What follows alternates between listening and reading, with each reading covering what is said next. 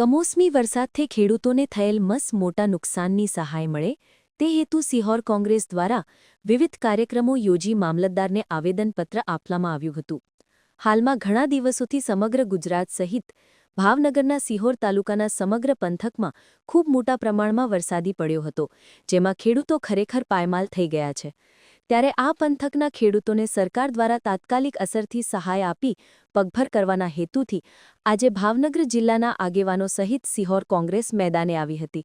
ખેડૂત માવઠાના મારથી ખરેખર પાયમાલ થઈ ગયો છે, તેને તાત્કાલિક અસરથી સહાય રૂપે પાક વીમો માફ કરવો તેમજ પગભર થવા યોગ્ય સહાય પણ આપવામાં આવે તે હેતુથી વિવિધ કાર્યક્રમો યોજી સિહોર કોંગ્રેસ ખેડૂતોની વહારે આવી હતી. ધરણા, રેલી, રસ્તા રોકો જેવા વિવિધ કાર્યક્રમો યોજી સિહોર મામલતદારને આવેદનપત્ર આપવામાં આવ્યું હતું. સિહોર તાલુકા કોંગ્રેસ પ્રમુખ અશોકભાઈ મકવાણાની આગેવાનીમાં યોજેલ આ કાર્યક્રમમાં ધારાસભ્ય કનુભાઈ બારૈયા, પૂર્વ ધારાસભ્ય પ્રવીણભાઈ રાઠોડ તેમજ ભાવનગર જિલ્લા તેમજ સિહોર તાલુકાના કોંગ્રેસ આગેવાનો અને કાર્યકરો મોટી સંખ્યામાં જોડાયા હતા.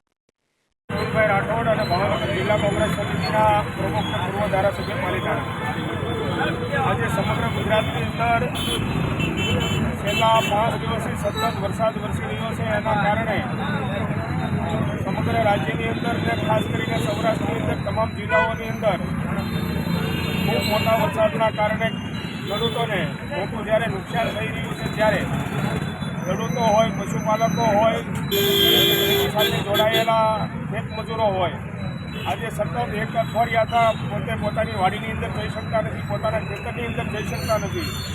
ત્યારે આ ગુજરાતની અંદર ભારતીય જનતા પાર્ટીની સરકાર જ્યારે ખેડૂતોને ન્યાય આપવાના બદલે સર્વેની વાતો કરે છે,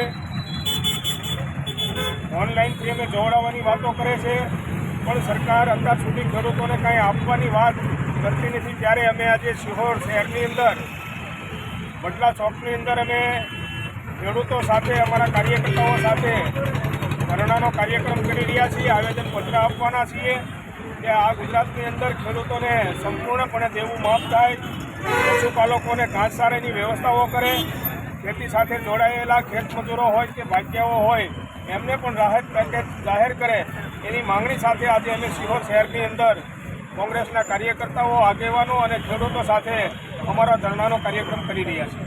reporter Vikramsinh Gohil, news for India.